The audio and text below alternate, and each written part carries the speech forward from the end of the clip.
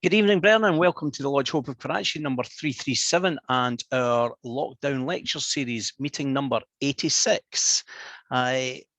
As we start the meeting, can I put on record my personal thank you to my immediate past master and acting secretary, Brother Robert Clark, for so ably hosting you over the last 2 weeks when I've unfortunately been away on business.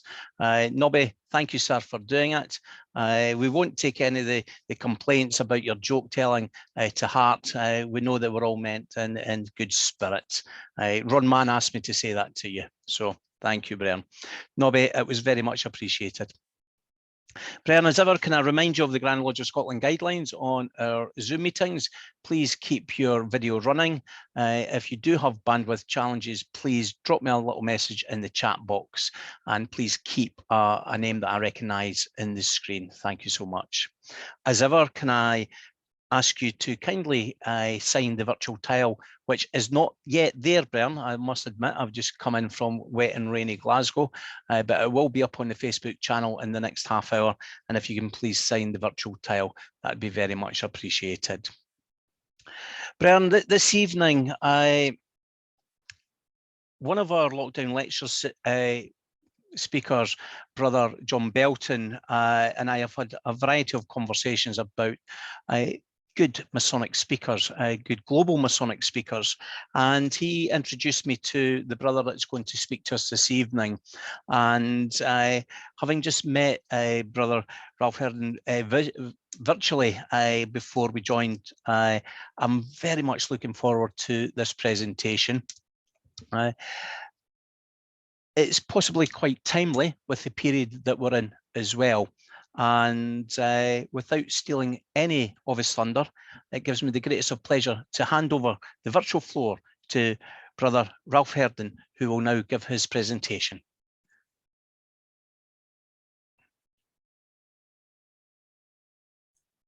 Worshipful Sir, my dear brethren all, I am happy to be honored this evening by having the chance of presenting you my thesis about Horace Greeley, Hjalmar Schacht.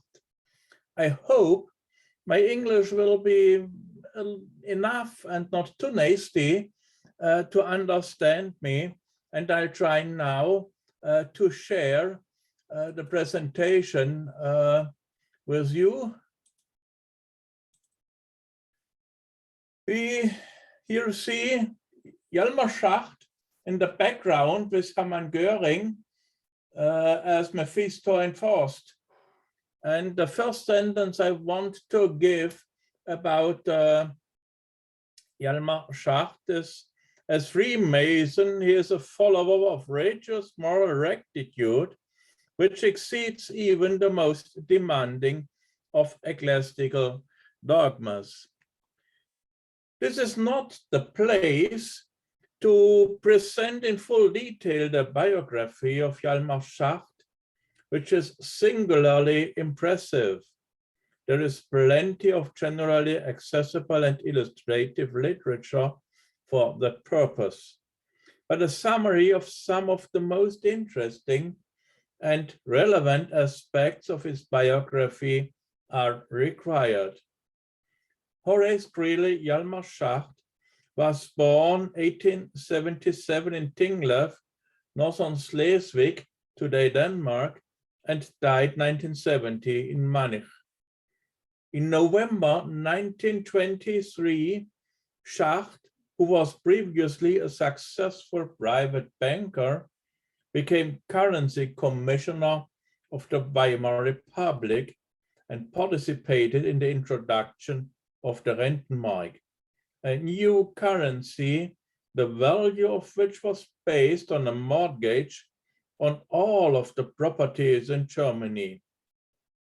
He successfully ended hyperinflation in Germany, and then in December 1923, he was appointed president of the Reichsbank, a position he held until 1930. We see him here with Hitler, a picture later taken, and it is astonishing and it's deeply impressing for me, not in the best sense, to see them both in the same steps and in the same behavior. Schacht acted as president of the Reichsbank from 1933 to 1939 and as Imperial Minister of Economic Affairs from 1934 to 1937. Schacht was the inventor of the Mehrvorwechsel, a special payment system which enabled Germany to upgrade its military capability. Arrested by the Gestapo, the secret state police, in 1944, liberated after a stay in concentration camps in 1945, he was tried in the Nuremberg trials and found not guilty. After that, he worked again as a banker. His father was a journalist and businessman who sought professional success by trying his luck in the New World, but the fulfillment of it was not achieved by the family. They returned to the homeland of Germany, wiser for experience, but not wealthier. As a reminder of the American interlude, the son Hjalmar was given the additional names of Horace Greeley. Here a picture, the banker, the way he enjoyed to be seen. Horace Greeley, 1811 to 1872, was an American newspaper publisher, founder of the New York Tribune, and a staunch opponent of slavery. Greeley's newspaper adopted a strong moral stance, but his main concern was the abolition of slavery. In 1872, Greeley was a candidate for presidential elections. He ran as against incumbent Republican President Ulysses S. Grant.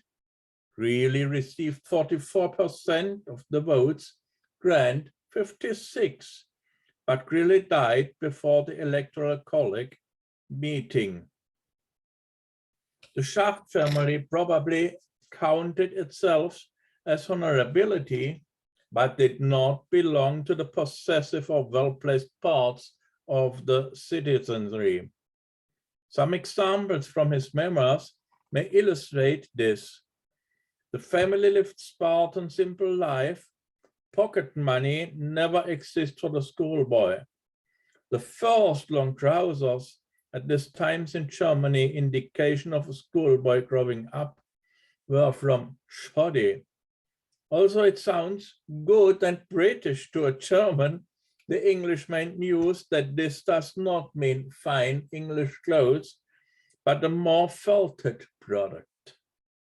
When Hjalmar Schacht passed his Abitur high school exam in Hamburg, the parents were already living in Berlin at the time. He sent them a telegram. Abitur well passed, Hjalmar. His father's comment, a 5-penny postcard would have done it too. The student Schacht earned his first bicycle by giving private tutoring lessons. When Hjalmar Schacht's father was doing better economically, the American flag was constantly flying in front of the family's house in Berlin. Stars and Stripes, as a demonstration of a liberal, pro-American sentiment by a German who had also become an American citizen. In 1906, Hjalmar Schacht became a member of the old and with grand traditions, of the old lodge with grand traditions at Berlin Urania zur Unsterblichkeit, and in 1949 he became a member of the lodge zur Brudertreue an der Elbe, Fraternal Fidelity at the Elbe at Hamburg. The Vienna Masonic newspaper Wiener Freimaurer-Zeitung reported in 1932 under the headline "A Strange Car Accident." The Sudets German daily newspaper in Prague resumes the following horror story from the Silesian daily newspaper. News came on Thursday that the car of the former president of the Reichsbank, Schacht, had overturned and that Dr. Schacht had been seriously injured. Yet another of these coincidences that seem to occur so often in world history, and especially in the history of the German Republic. By the way, Schacht was one of the co-founders of the German Democratic Party in 1918, one of the main pillars of the Weimar democracy, which had later been dissolved in June 1933 as part of the enforced political changes. But Hjalmar Schacht had by then already bid his farewell to the party. Here we see a picture of him, a caricature Charlie called Sunny Guy, a word game, not Sunny Boy, but Sunny Guy. In Germany, the Shabbos Guy was the not Jewish person who helped Jews not to break the Shabbos laws on Sabbath. After the First World War, Schacht was one of the Freemasons who internally resisted the nationalist trend. They called for the re-establishment of relations with Grand Lodges of the former enemy states and for the strengthening of the League of Nations on an international level.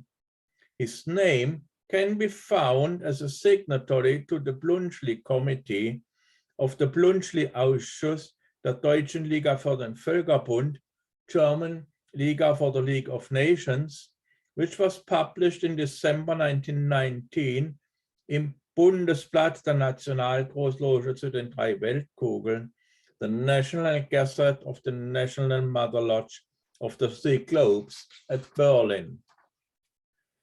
The son of the liberal teacher of constitutional law and longtime Grandmaster of the Liberal Grand Lodge, zur Sonne, was also a signatory.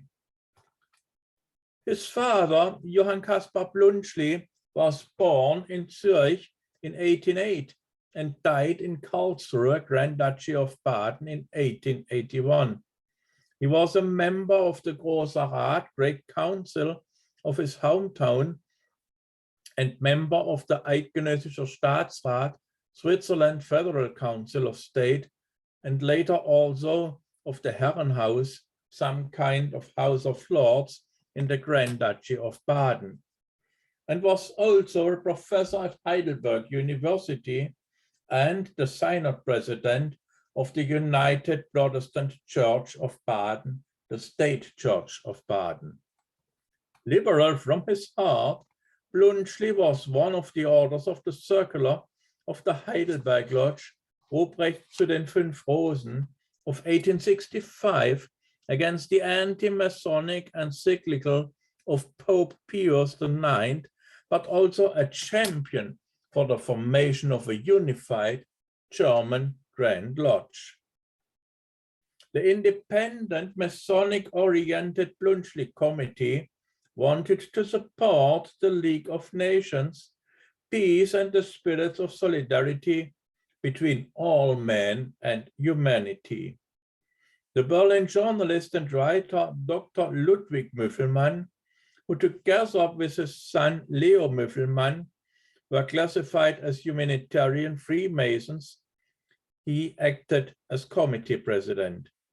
Before the First World War, the son also acted as Hjalmar Schacht's personal secretary to commercial matters. The person of our brother Hjalmar Schacht is certainly not only controversial in the circles of our brotherhood. Leo Müffelmann died as victim of Nazi terror. Hjalmar Schacht's brief description is not intended to raise the index finger for education, nor should it create a modern carte blanche.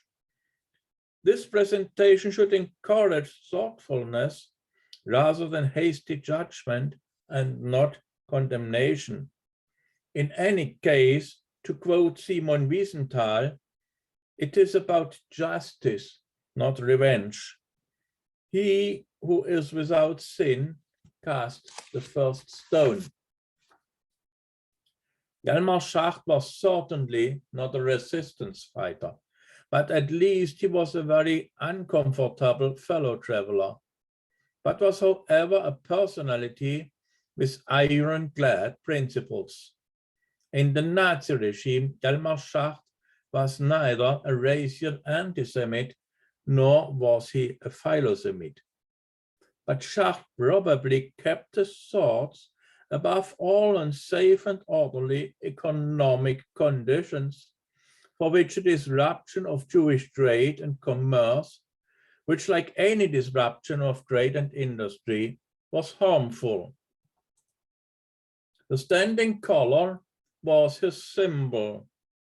Hjalmar Schacht, who was at times most valuable for the system and could also be used internationally as an economic leader, was on the other hand able to be afforded some freedoms which made propagandist minister Joseph Goebbels overflow his bile. First of all, let Hjalmar Schacht, after the end of war, 1949, have his say. I had refused to follow the party's demands that seemed immoral to me.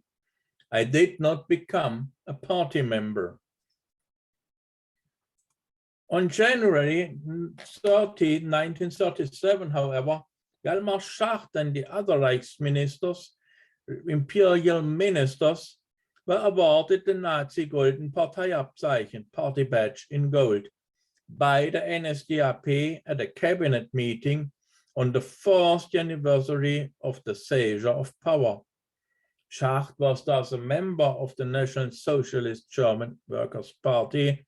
Membership number, I beg your pardon, membership number 3,805,230. Incidentally, the only member of cabinet who turned down the award was the devout Catholic Peter Paul Freiherr von Eltz-Rübenach, who headed the Reichstransport and Postministerium, Imperial Transport and Postal Ministry. He then had to resign his ministerial post. But let Hjalmar Schacht continue to speak. I had kept the leader's principle, of which I disapproved in principle, outside the Reichsbank. I had rejected the discrimination against Freemasons and politically intolerable officials. I had neither title nor accepted uniform or ranking. I had not taken any gifts, nor had I enriched myself. I had not joined a single National Socialistic organization. I emphasized and openly showed my affiliation to the Bekennende Kirche, confessing Protestant church, but, and here came the great astonishment, whoever else had I watched acting like this? The Bekennende Kirche, confessing church, was a movement within German Protestants during the time of Nazi rule in Germany. It untied the opposition to the pro-Nazi Deutsche Christen, the movement which supported the Reichsbischof, Imperial Bishop Ludwig Müller, a most devout servant of Adolf Hitler. As part of a speech at the Christmas party for the Reichsbank office juniors on December 11, 1934, Schacht expressed the words which are indicative of his Masonic attitude. What is decisive at the end of life is the question, have I always complied with my position? Have I always fulfilled my duty? Have I all been an honest and decent man? Here we see also a picture showing us Goebbels, Göring and Schacht, and the joke says the three ones were visiting together in a restaurant. Goebbels didn't say any word, Göring didn't wear any uniform, and Schacht did pay everything. Schacht seems to have used his Christmas parties for the office clerks at the Reichsbank on repeated occasions to show his displeasure. The Jewish program of November 9, 1938 gave new impetus to my outrage and determination. As long as I had heeded the Ministry of Economy, nothing had happened to the Jews economically. After I left, the persecution started. On November 9, 1938, the entire brutality of the Minister of Propaganda, Goebbels, escalated in arson and ill-treatment. A few days later, all Jewish property was confiscated. The Jews were removed from German economic life by decree. I soon found an opportunity to speak publicly about this crime. At each Christmas party, I used to attend to a celebration organized by the Reichsbank for the young office clerks and give a speech there. The parents of the young people and numerous party members from the youth organizations and the Gauleitung always attended to this celebration. At the Christmas party in 1938, I wandered back to what happened on November 9th. I explained that such brutality should make every decent person blush. Hopefully, I said, none of you was involved. Otherwise, I would advise him to leave the Reichsbank as soon as possible. For people who do not respect the life and property of their fellow human beings, there is no place amongst us. Of course, this statement spread at lightning speed through the party and among the rest of the population. Hjalmar Schacht had already resigned as Imperial Minister of Economic Affairs in November 1937 because he felt Hitler did not take him seriously. He was then, on January 20, 1939, dismissed as well by Hitler as president of the Reichsbank. We see here Hitler's office at the so-called Neue Reichskanzlei, New Imperial Chancellery. It's like a ballroom. It was like a ballroom. Hitler ordered him to come and said to him, "You do not fit in the whole National Socialist picture." And Schacht's comment was, he was absolutely right about that, and I kept silent. This visibly embarrassed him, and he continued, "You refuse to have your officials checked for political reliability by the party organs. That was not new to me. I told him many times that if I had a command, I would have to choose my team myself. So I did not think it necessary to respond to his remark." This was followed by a new accusation. "You have criticized the events of November 9th in front of your employees." He was alluding to my Christmas speech, in which I had openly commented on the Jewish program. Now I replied sarcastically, "If I had known that you approved to these transactions, I would have been silent." This answer left Hitler speechless, and he rushed. "Incidentally, I am now too excited to be able to speak to you anymore," which Schacht answered with the words, "I can come back again when you have calmed down." Then Hitler silently took Schacht through 3 rooms to the door of the hall and said goodbye. So Schacht described this in his memory. As the only Freemason in Germany in government, Schacht alone could dare at least attempt to personally intervene with Hitler in favor of the German Grand Lodges.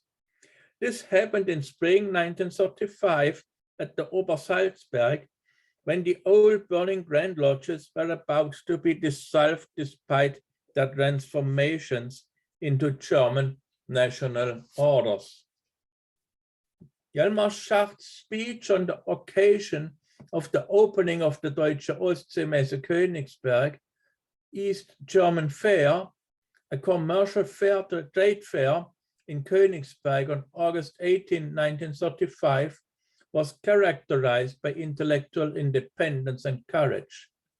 The Ostmesse was intended to alleviate the restrictions imposed by the Polish corridor to Eastern Prussia, which was isolated by the Polish corridor. Schacht stated at the German Eastern Fair in 1935. At a time when credit and trust have almost disappeared from the world, we want to express that self-esteem requires respect for others, that assertions of our idiosyncrasies do not diminish the idiosyncrasies of others, and that the recognition of someone else's performance only affects our own performance, and that an economic competition can only be won in the long run through exemplary performance, but not through methods of violence or cunning.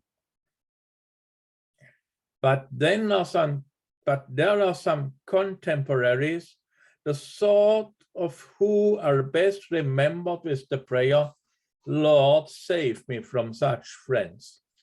They are the people who regularly smear window panes at night, who pillory every German who buys in a Jewish shop as traitors to the people, and who declare all former Freemasons to be trash.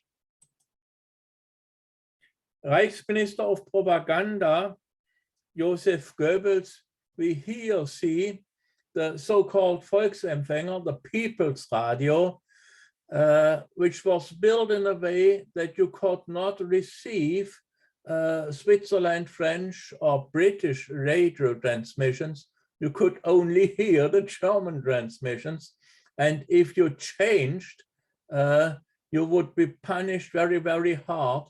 The sentence for so-called radio crimes was even the death. Propaganda Minister Joseph Goebbels, of course, saw all this quite differently, certainly with the exception of the sentence about secret societies and masonry. Goebbels he records his thoughts in the following entries to his diary from 1935. Schacht gave a provocative speech à la Papen in Königsberg. Goebbels alludes to Papen's speech of June 17, 1934 at the University of Marburg. Letter from Schacht, because I censored his speech, was too rude, but his letter is very tame. With the Führer, I was absolutely right about Schacht. Schacht can be glad that I censored his speech. I will not let this right be denied to me either. In the ministry, a lot of work compiled some material against Schacht that the Führer wants to have. It should show him its dispensability. He is no longer tolerable. I provoke the same way he does. The material is just too devastating. The president of the Reichsbank in his nightgown. German Labor Front Conference exchanged warning glances with Schacht.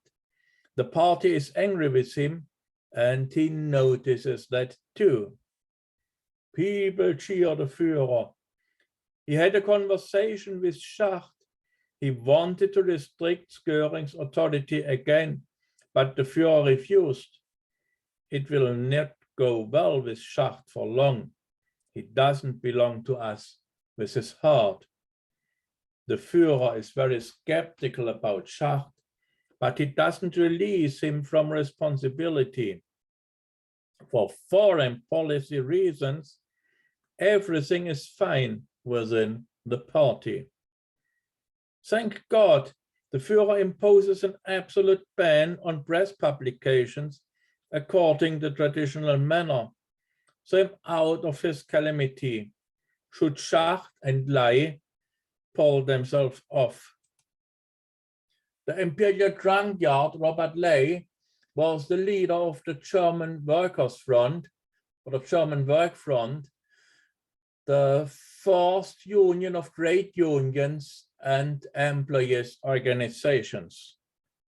On December 4th, 1936, the law on the Hitler use as state use and their all-encompassing educational mandate came into effect. In addition, there were conflicts of competence between Schacht, the Reichsminister of Economic Affairs, and the Deutsche Arbeitsfront, Lieberfront, headed by, the Spitzname was, the nickname was Reichstrunkenbold, Imperial Drunkard, Robert Ley, Reichsorganisationsleiter, chief of the Imperial Organization of the Nationalist Socialist Worker Party. The Deutsche Arbeitsfront compulsory committee organizations of dissolved unions and employer organizations. On May 11, 1937, at the beg your pardon. On May 11, 1937, at the Berlin Sportpalast enrollment and etiquettical ceremony for the Chamber of Commerce and Industry and the Chamber of Crafts in Berlin, Hjalmar Schacht, as president of the Reichsbank and Minister of Economic Affairs, again certainly very much to be annoyance of German Labor Front leader Ley and probably also the Reichsjugendführung, did not mind matters. It's interesting, we see here the building of the Reichsjugendführung on the left, and on the right, the Central Committee of the SPZ, United Socialist Party. They both were placed in a building which formerly had belonged to a Jewish tradesman, to a Jewish trades family. Schacht said, that is why, as Reichsminister of Economic Affairs, I feel an urgent obligation to provide our young people with qualified professional, job-related training and support they need, because rise or fall of the German economy depends on them. Apprentices cannot be taught by apprentices, and the chimney sweep profession can only be taught by a master chimney sweep. Therefore, just like political education with the politician, the technical and professional training must be sought by the business manager or by the master. Anyone who wants to take the technical and professional training of our young economical talents into their own hands must also take the lead in economical policy. Vocational training is such a vital element of German economic policy that any widening gap must be avoided under all circumstances. Even in 1937, Hjalmar Schacht published the following lines from the Berlin Lodge speech in the year of 1913. Very, very interesting. The striving for objectivity, for inner sincerity, is the most valuable asset of German culture. This desire for sincerity goes hand in hand with the striving for inner freedom. Only this can become our own, what we freely seize from our own striving. The following lines are almost unmasking, at least for the initiated, adept, and those familiar with German Masonic ritual. It will come true that I wrote 20 years ago when I was asked then the question about the destiny of man. We do not know the destiny of man, but since we ourselves feel part of that power within us, according to the great eternal iron laws of the circles of existence, we feel and see that all lives take place in a constant struggle against its powers of destruction, but steadily progressing from the imperfect to the more perfect. From the awareness arises our moral sense of duty, which drives us to regulate our own actions into harmony with those great laws of existence by making reason, order, and love the guiding principles of our actions. Hjalmar Schacht himself reports after the war, published in 1953, that he was monitored by the Gestapo, the secret state police. For the period in January 1943, that of his dismissal as non-executive Reichsminister, Hjalmar Schacht wrote in his memoirs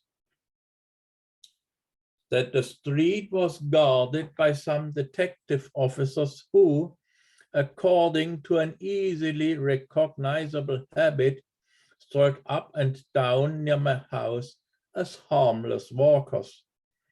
From my apartment, I drove to the one of my son-in-law in Schlachtensee and saw myself followed by a car staffed by detective officers. When I left my son-in-law's apartment, I noticed that I was still being tailed by detective officers. Then I returned to my Berlin apartment, still followed by the Gestapo car. The fact that I was only staying at my country house for the next few months has probably prompted the Gestapo not to refrain from further noticeable annoyance. Of course, my mail was read and all calls were wiretaped too. If one assumes that Schacht's proverbial high stand-up collar was the reason for the code name Kragenmann, Collarman, we can find the following extracts from Heinrich Himmler's the Reichsführer SS and Chief of German Police service calendar, illuminating a diary where not only his official duties were noted, but also some private meetings. January 5th, 1943, phone note with SS General Müller, Berlin, observation of Kragenmann, Collarman. Himmler's interlocutor was none other than the SS group leader and Lieutenant General of the Police, Heinrich Müller, who gained notoriety under the name Gestapo Müller. January 14th, phone book note, SS General Wolf, presently Wolfschanze, at Wolfschanze, Command Villa Reinecke, message about Collarman. SS Obergruppenführer and General of Waffen-SS Karl Wolf was the former chief adjutant of Heinrich Himmler, then chief of staff of the Reichsführer SS. Command Reinecke Villa was guarding French President Pétain. I beg your pardon, I hope it will finish soon. It has finished. The command for Reinecke Villa was guarding French President Marshal Pétain, his seat of government in Vichy had already been occupied by German troops on November 11th, 1942. Sigmaringen Castle, which had simply been confiscated from the Prince of Hohenzollern, served as the home of the French government, Pétain. Sigmaringen Castle, in German Schloss Sigmaringen, was the princely castle at the center of Sigmaringen and former seat of the government for the Princes of Hohenzollern-Sigmaringen. It is not identical with Burg Hohenzollern, the well-known ancestral seat of the Prussian royal house, German imperial house, and the Hohenzollern princes, besides Sigmaringen. There at Sigmaringen Castle, there was even an official German embassy with the French government and it was guarded by soldiers of the Legion Free India. The German Wehrmacht had started building this legion in 1941. It was later intended to become part of the Indian National Army under the nominal leadership of Subhas Chandra Bose, who fled to Germany in 1941, fighting on the side of the Axis powers, as well as with the will of liberating India from British colonial rule. I think the British colonial rule was better for India than the German fascist rule would have been. They wore the national colors of India with a picture of a leaping tiger as a badge. Schacht, dismissed from government in January 1943, he was sacked from Hitler's cabinet as the non-executive Reichsminister. The certificate of dismissal was sent by Secretary of State Lammers to him, including the following letter.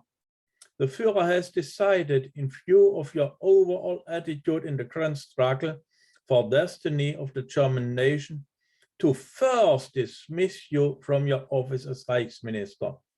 Hermann Göring expelled Hjalmar Schacht from the Prussian State Council, and Martin Bormann, he reclaimed back the Golden Party badge.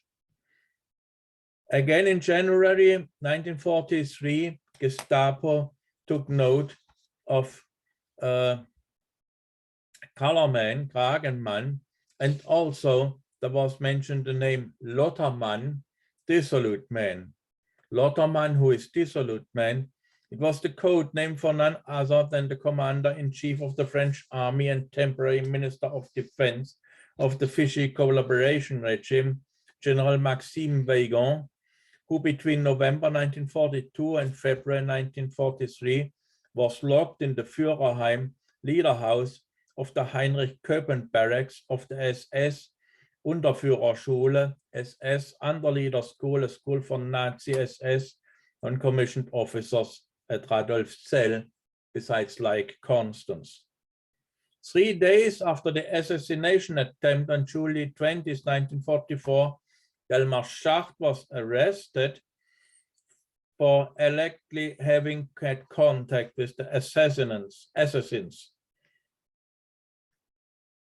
If one assumes that Schacht's proverbial stand-up collar was the reason for the code name, then Hjalmar Schacht was actually guarded and treated by the Nazis like a member of resistance, which was then also evident in his later following arrest. He was arrested at least in 3 concentration camps. After the war, the Nuremberg trials, and we see here Schacht in a better situation than before in Allied prison. The first and best known of the Nuremberg trials was that of the major war criminals before the International Military Tribunal. It was described as the greatest trial in history and took place between 20th November 1945 and October 1st, 1946. The tribunal was given the task of trying 24 of the most important politically and military leaders of the Third Reich. Horace Greeley Hjalmar Schacht was indicted under counts 1, crimes against the peace, and 2, planning of any of the specific wars of aggression of the indictment. Schacht was acquitted, but the West German denazification trial, he was sentenced at this to 8 years of hard labor. He was finally freed on appeal in 1948. From the decision of the International Military Court at Tribunal at Nuremberg, Schacht by April 1936 began to lose his influence as the central figure in the German rearmament effort when Göring was appointed coordinator for raw materials and foreign exchange. The influence of Schacht suffered further when on 16 October 1936, Göring was appointed plenipotentiary for the 4-year plan with the task of putting the entire economy in a state of readiness for war. Put in a state of readiness for war within 4 years. Schacht had opposed the announcement of this plan and the appointment of Göring to head it. Schacht was not involved in the planning of any of the specific wars of aggression charged in Count 2. The International Military Tribunal finally took the conclusion. The tribunal finds that Schacht is not guilty on this indictment and directs that he shall be discharged by the marshal when the tribunal presently adjourns. After the war, after Nuremberg, we see the picture of Grandmaster Theodor Vogel, the first Grandmaster of the United Grand Lodges of Germany, later reported about his encounter with Hjalmar Schacht. Because this man was a Freemason and returned to the brotherhood of his lodge, which, despite many hostilities and excitements, recognized him as a brother despite opposition and resistance, and was vouched for. The testimonies of his former employees, almost half of the Reichsbank, also vouched for him, especially those who, like him and who had once been Masons, only to be persecuted and ostracized during the Hitler period. He behaved loyalty and bravely towards them, as was repeated, reported, and confirmed here and there, vouched for them and intervened on their behalf and did protect them to the last, courageous as few did in that times. Hjalmar Schacht about himself: fortunately, I am not a fearful person, and I am used to telling the truth, even if some don't like it. Here Schacht is again. After the war, one of Schacht's sons-in-law was Albert Hilger von Scherpenberg, who was married to Inge Schacht. Their son Norman Hjalmar was sponsored at his christening 1938 by none other than the governor of the Bank of England, Montagu, called Norman, first Baron Norman of St. Clair, or Clare, I don't know how to pronounce it really, it's in the county of Kent, who came to Berlin for the celebration of baptism.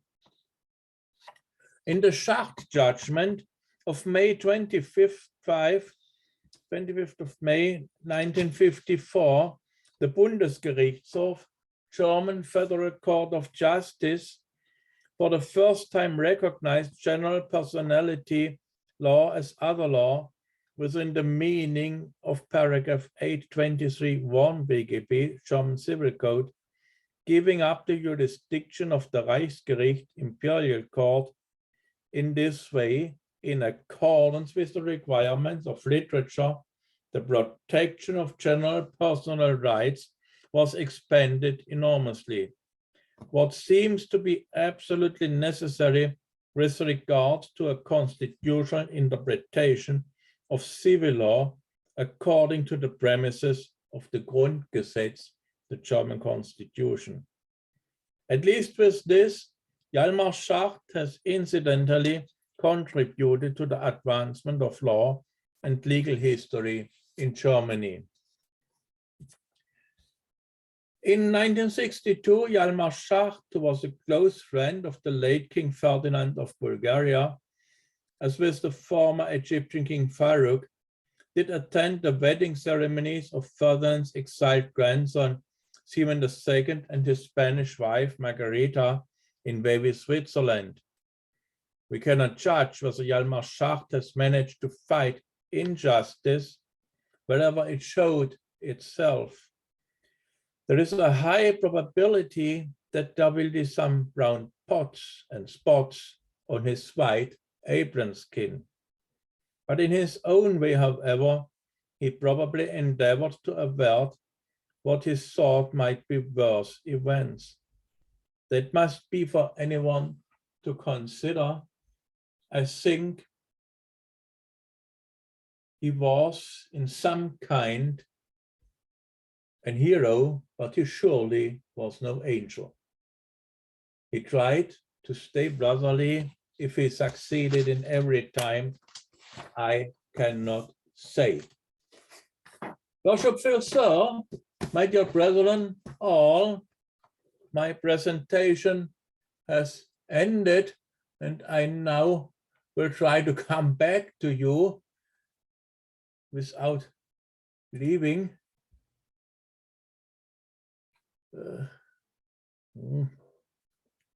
Picture is there again. Okay. I hope you can hear me, and you could hear me, and I hope it was not too boring to British ears to hear my not perfect English. Not at all. Brother Herden, thank you so much from everyone here at the Lodge Hope of Karachi Lockdown Lecture Series. We do appreciate that you're speaking in your second language, and the topic, the man that you've introduced us to this evening, Hjalmar Schacht, as you say, not an angel, but living through challenging, very challenging times and trying to abide by his Masonic principles. I think the words on the edge of the British 2-point coin struck me when I was listening to you about standing on the shoulders of giants. And maybe if we can learn from the good side of Hjalmar Schacht about putting our Masonic principles first, we will have done really good. And the other words that really struck me from your presentation were the words of Simon Wiesenthal: justice, not revenge, because we can all learn from our mistakes and go forward. So, Brother Ralf, Herden, thank you so much for introducing to us this interesting Masonic character that I could probably guess it, 99% of us had never heard of before we heard this from you this evening. So we'll go to the chat box, Ralf, and we'll see if there's any questions for you. Laird Alan Maitland asks, is that the famous Hitler globe in Hitler's office that you referred to?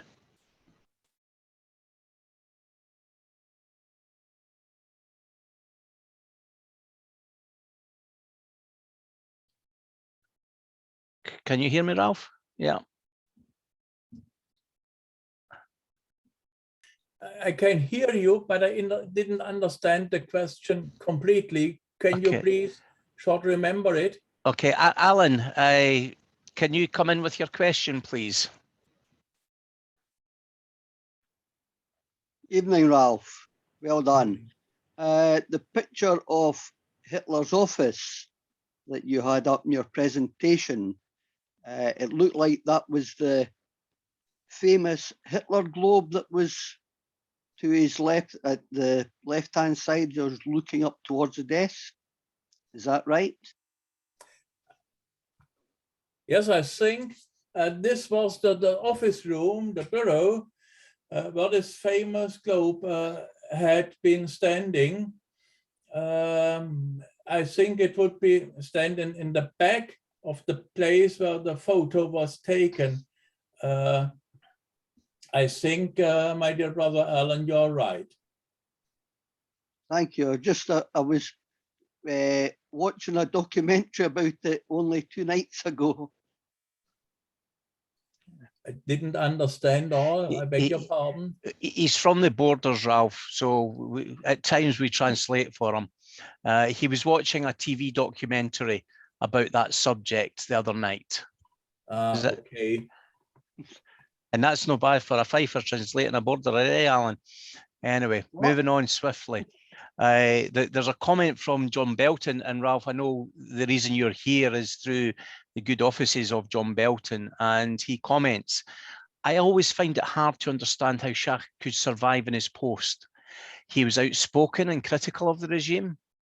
When he walks in step with Hitler, is he simply supporting the state?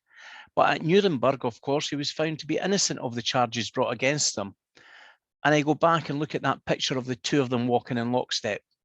It remains a moral question that I cannot answer. Yes, it's the same. I cannot answer this moral question because I cannot take a look into the spirit, the heart, or the feelings of Hjalmar Schacht. I think after the war, he surely would present himself as a cordial, human, and fraternal man. But I can't see if this was really his true part of his heart. Some years ago, 2 or 3 years ago, I phoned with his daughter because I wanted to beg her to give me information about him. And I said he was, at last he was named a whiz runner, yes, but the daughter said, this is wrong, this is bad. He was someone who drove strongly the system, what I couldn't understand. Yeah, I think, Ralph, you're right. And unless you were in the man's mind, we will never understand him. You see, so very, very challenging, John. It is exactly that, isn't it? Ever so difficult. But I just find that such an amazing picture, that they're both at the same lockstep, absolutely to the inch, with the feet turned in the way, and one hand, Hitler's got a hat, and Schachter's got a roll of papers, and it's just, Schacht was a performer. I mean, but it's sometimes Masonic research isn't just fact. It doesn't have an answer. It just asks another question. And that it was asking that other question that really grabbed me about the whole story. John, could you put the picture up for everybody? It's really so striking. I haven't got it. I don't know whether Ralph can do it. The picture when they two march together in the Yes. Yes. Yes. You take a look.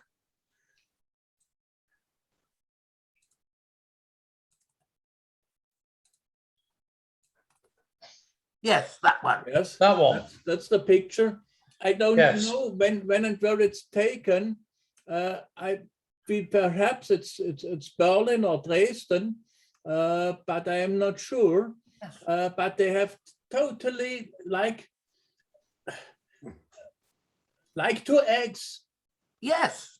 They behave like two eggs, totally the same. The face, the hands, the steps, everything is identical. And Schacht is one step behind. Yes, Schacht one step behind. No, that is a very powerful photograph when you put it into the Masonic context, how he was able to accept the evilness that was that man. You see, so no, John, thank you for that observation. You don't look as mean as Hitler. Well, no, that's true. That's true. But a couple of other comments there for you, Ralph. Outstanding, Ralph. Thank you. Well done, Ralph. Very good, brother. Ralph, and your English is better than mine. From a brother up in Dundee. But we all know us Scots that Dundee folk speak kind of funny. Excellent presentation, thank you. Most interesting, Brother Herden, thank you. What an interesting presentation, brother. Thank you so very much. You have brought much light to this subject. Thank you, Brother Herden. Interesting presentation. Excellent presentation. Thank you, Brother Ralph. We've just shown that very striking picture. Sandy Thompson asks, did Schacht hold office in any of the Masonic lodges he was a member of? I think he never took an official position within one of the lodges, but I had not a chance of seeing till now the personal papers, his personal lodge papers. Perhaps at this Berlin time at Urania, he may have taken activity in the lodge. On later times, by Grandmaster Vogel, is told that he stayed in the, we say in German, in der Kolonne, he said, within the brethren without any function, without any special duty. Okay. Brother Jim Dawson's put a picture of Hitler's globe in the chat room, Bernd. If anybody wants to look at it, I will copy and paste that up on the Facebook page later on this evening for everyone's to have a look at. But Brother Ralf Bernd Herden, on behalf of the Bernd of the Lodge Hope of Karachi and all our guests this evening at our 86th lockdown lecture, can I thank you so much for bringing to us the story of this very interesting and what must be acknowledged to be a challenged Freemason in his own mind about what he faced in the 30s and 40s.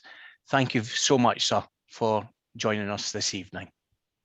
Worshipful sir, my dear brethren, all, I thank you very much for giving me the chance for this presentation to you.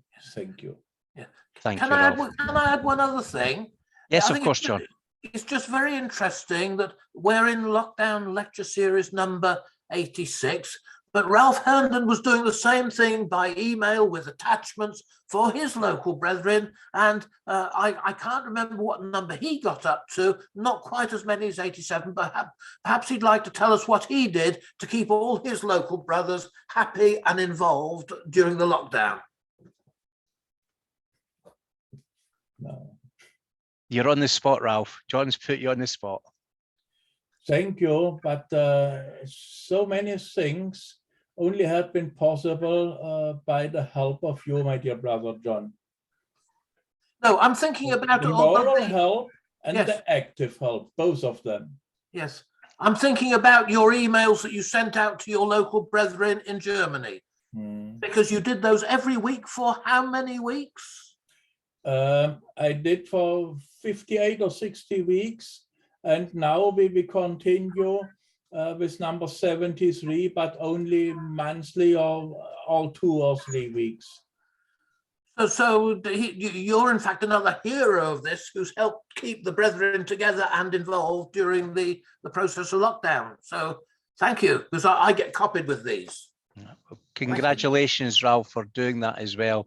That's why we did it here, just to keep us all connected and to allow us to make our daily advancement in Masonic knowledge.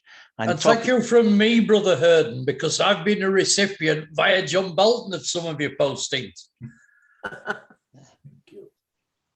Thank you, Alan. Bernd, next week, again, courtesy of this time, Brother Alan Turton, he introduced me to Brother Demetrius Papageorgiou. Demetrius is actually James when it comes to his given name. Demetrius is James in English, and he's going to come to speak to us from Corfu, and he's going to speak to us about the impact of the British, I'm going to say occupation, but occupation is not the right word I'm looking for, and the development of Freemasonry in Corfu. So that's next Tuesday.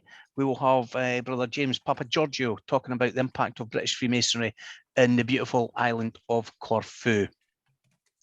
Bernd, before we leave the recording this evening, those of you who were with us at the beginning before we went into the official part will remember the conversation about Brother Alan Hoggett.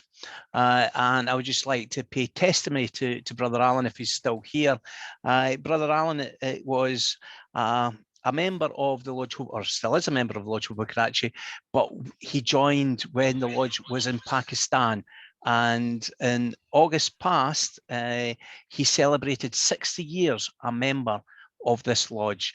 And Brother Alan Hoggett, I'd just like to give you the warmest wishes from the Bernd of your mother lodge, and trust that you continue enjoying your Freemasonry for many years to come down in Englandshire, where you now conduct your Freemasonry, albeit we will be... That 1 second. He only got notice from me very late, and he was taking his granddaughter out at 7:30 tonight.